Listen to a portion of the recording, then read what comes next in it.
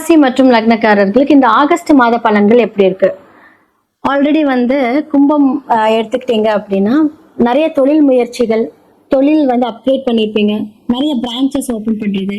So தொழில் செய்யறவங்களுக்கு நான் சொல்லிட்டு இருக்கேன். அதே மாதிரி இரண்டாம் இடத்துல லக்னாதிபதி வக்ரமாய் உட்காந்துருக்காரு. வீடு கொடுத்த குரு 6ஆம் இடத்துல உச்சமா இருக்கு. இந்த காம்பினேஷன் எப்படி எடுத்துக்கலாம் அப்படின்னா, குடும்பத்துல தேவையில்லாத சண்டை சச்சரவுகள். அப்ப நீங்க ஒரு வேலைக்கு போற ஒரு பர்சனா இருக்கீங்க அப்படின்னா மேனேஜ்மெண்ட்னால ஒரு பிரச்சனை. ஏன்னா உங்களுக்கு 7க்குரியவர் 6ஆம் இடத்துல இருக்கிறார். அப்ப சமுதாயம் சார்ந்த ஒரு விஷயத்துல ஏதாவது ஒரு ட்ரபிள் ஃபேஸ் பண்ணக்கூடிய ஒரு விஷயம். சப்போஸ் பிசினஸ் பண்றவங்களா இருக்கீங்க அப்படின்னா அந்த பிசினஸ் அப்கிரேட் பண்ணிருப்பீங்க, ஆனா இந்த வேலையாட்கள் மூலியமாக பிரச்சனை. அந்த மாதிரி நான் சொல்றேன். இப்போ உங்களோட 5ஆம் வீட்டில் புதனோட வீட்டுல பாத்தீங்கன்னா செவ்வாய். 3-10க்குரிய செவ்வாய் என்ன 5ஆம் வீட்டுல உட்காந்துட்டாரு. புதன் 6ல இருக்கு. அப்ப குழந்தைகளுக்கு உடல் நலக்குறைவுகள் ஜாக்கிரதையா பாத்துக்கோங்க. அவங்களுக்கு தேவையில்லாத ஒரு செலவுகள்.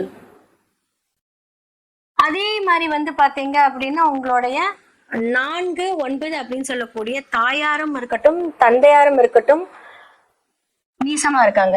ஸோ அவங்களுக்கு ஹெல்த் செக்அப், அவங்களுக்கு உடல்நல குறைவுகள், உங்களுக்கு வீண் விரயங்கள், இது எல்லாமே பாத்தீங்க அப்படின்னா இந்த காலகட்டத்தில் இருக்கும். இதே உங்களுடைய சுய ஜாதகத்தில் இதெல்லாம் அப்படியே ஆப்போசிட்டா இருக்கு அப்படின்னா ஆப்போசிட் பலன்கள் நடக்கும். இதெல்லாமே ஒரு கோச்சாரம் என்னதான் அந்த விஷயத்த கன்ஃபார்ம் பண்ணாலும் உங்களுக்கு என்ன மாதிரியான திசைகள் நடக்குது அப்படிங்கறத பாத்துக்கோங்க. ஸோ ஃபர்ஸ்ட் 15 டேஸ் பாத்தீங்க அப்படின்னா சூரியன் புதன் குரு இருக்காரு. அடுத்தது சூரியன் சிம்மத்துக்கு போயிடுவாரு. அப்ப குரு சூரியனும் கேதுவும் கன்ஜெக்ஷன் இணைவு. அப்ப 7ஆம் இடத்துல சூரியன் பாத்துக்கோங்க.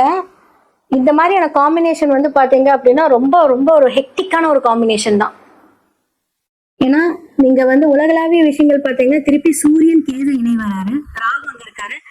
திரும்பவும் பாத்தீங்க அப்படின்னா நமக்கு ஃபிளைட் கிராஷ் எல்லாம் ஏற்பட்ட அந்த காம்பினேஷன் திரும்பவும் இணையுது.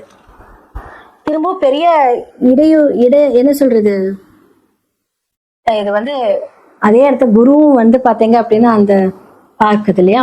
ஸோ நிறைய அழிவுகள் அப்படிங்கிற ஒரு விஷயத்தையும் நம்ம கொண்டுட்டு போனாலும் நம்மளுடைய சுய ஜாதகம், நம்மளுடைய பொது ஸ்தானம் பார்க்கும்போது இந்த காலகட்டத்துல பிரிவினைகள் ஏற்பட வாய்ப்பு இருக்கு.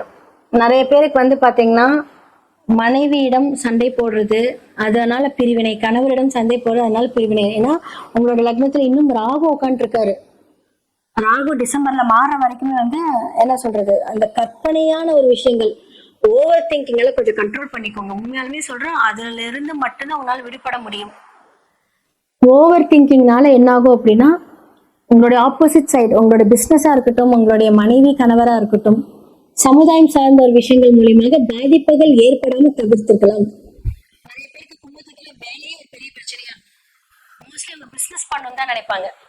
மோஸ்ட்லி கும்பம் எல்லாம் பாத்தீங்கன்னா அவங்க வேலை செஞ்சு என்ன பண்ணுவாங்க அப்படின்னா நமக்கெல்லாம் செட்டே ஆகாது, பிசினஸ் பண்ணிக்கலாம் நினைக்கக்கூடிய ஒரு ராசி லக்னம் அது. இப்போ உங்களுக்கு தொழில் அப்படின்னு சொல்லக்கூடியவர் பாத்தீங்க அப்படின்னா 5ஆம் இடத்துல பார்த்து அதை கரெக்டா கண்ட்ரோலா பண்ணிக்கோங்க. லோன் அப்படிங்கிற ஒரு விஷயத்துக்கு போக வேண்டாம். அப்படி இல்லாட்டி பாத்தீங்கன்னா ஏதாவது ஒரு நோய் அப்படின்னா என்ன சொல்றது, தூக்கம் கெடும், இல்ல ஏதாவது ஒரு போலீஸ் ஸ்டேஷன் ஏறிட்டு வர்றது, பிரச்சனை தேடி வரும். நாம் அமைதியா இருந்தாலும் நம்மளை சுத்தி பிரச்சனை நடக்குது அப்படிங்கிற மாதிரி ஒரு சூழ்நிலை. இல்லாட்டி நீங்களே பாத்தீங்க அப்படின்னா ஃபார் எக்ஸாம்பிள் லக்னாதிபதி உங்களோட சனி பகவானா இருக்கட்டும், அவர் போய் 6ல உட்காந்துட்டாருன்னு வச்சுக்கோங்களேன், நான் சொல்ற சுய ஜாதகத்துல. அப்ப என்ன பண்ணுவீங்க, நீங்க எதுக்கு இடத்துல அப்படின்ட்டு ஒரு வீம்புக்கு பிரச்சனை செய்யக்கூடிய பர்சனா இருப்பீங்க. ஸோ இதெல்லாமே பார்த்துக்கோங்க. அவர் என்ன சாரம் வாங்கியிருக்காரு இதெல்லாமே நம்ம பார்த்துதான் பலன் சொல்ல நான் இது எக்ஸாம்பிள் சொல்லியிருக்கேன். ஸோ இப்போ அந்த மாதிரியான காம்பினேஷன் இப்போ இருக்கு. கொஞ்சம் அமைதியை காக்கவும், அமைதியா இருக்கணும். ஏன்னா இப்போ உங்களுக்கு ஆல்ரெடி விரைய சனி வேற போயிட்டு இருக்கு. அப்ப ஏதாவது ஒரு விரயத்தை கொடுக்காம அந்த சனி பகவான் நகர மாட்டாரு. இப்ப முடிஞ்ச அளவுக்கு கும்பம் பாத்தீங்க அப்படின்னா இந்த 7.5 சனி காலத்துல நீங்க கொஞ்சம் ஜாக்கிரதையா அமைதியா பொறுமையா போறது ரொம்ப ரொம்ப நல்லது.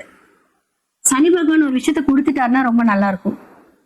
இப்ப 7.5 நாட்டு சனி நடக்குது, உங்களுக்கு சனி 6ல வரதா யோகம் தான். ஆனா பிரச்சனை கொடுத்தாலும் யோகமா கொடுத்துருவாரு. உங்களுடைய கர்மா எப்படி வேலை செய்யுது அப்படிங்கறத பாக்கணும். அப்ப இந்த கர்ம பலன்கள் மூலியமாகவே உங்களுக்கு இந்த 7 நாட்டு சனியோட விளைவுகள் இருக்கும். ஒரு சில பேருக்கு ரொம்ப நல்லா இருக்கும், ஹார்ட் ஒர்க் பண்ண வைப்பார், அப்படியே ஹார்ட் ஒர்க் போய்கிட்டே இருக்கும். அதன் மூலியமாக வந்து பாத்தீங்க அப்படின்னா சில பேர்த்துக்கு நீங்க செய்யற ஹார்ட் ஒர்க் நடக்கும் போதே செருப்புலாம் பிஞ்சிரும். அப்ப அந்த அளவுக்கு வந்து பாத்தீங்கன்னா சனி பகவான் உங்களுடைய வாழ்க்கையில கொடுக்கக்கூடிய அந்த ஒரு ஹார்ட் ஒர்க், அதன் மூலியமாக ஒரு நல்லதுதான் கண்டிப்பா பண்ணுவார். வாழ்க்கை என்ன, மனிதர்கள்னா என்ன, யார் நம்ம கிட்ட எப்படி நடந்துக்கிறாங்க, நாம எப்படி எல்லார்கிட்டயும் நடந்துக்கணுங்கிற ஒரு லெசன் 7 நாட்டு சனி. கர்மா எப்படி இருந்தாலும் அதன்படி விளைவுகள் அப்படின்னு நான் சொல்லியிருக்கேன். ஸோ முடிஞ்ச அளவுக்கு வந்து பாத்தீங்க அப்படின்னா அனுமனை வழிபாடு பண்ணுங்க, நல்ல கடவுளை வழிபாடு பண்ணுங்க. இந்த காலகட்டத்துல வந்து நிறைய பேருக்கு உதவி பண்ணுங்க. முடிஞ்ச அளவுக்கு வயதானவர்களுக்கு, ஊனமுற்றோர்களுக்கு, செருப்பு இல்லாதவங்களுக்கு செருப்பு வாங்கி கொடுங்க. இந்த காலகட்டத்தில் இதெல்லாம் பண்ணும்போது என்னாகும் அப்படின்னா உங்களுக்கு வர கஷ்டங்கள் அதோட போயிடும். ஆனா எதுவுமே ஒரு தேவைக்கு பண்ணாதீங்க, மனதார பண்ணுங்க, கண்டிப்பா ரொம்ப நல்லா இருப்பீங்க.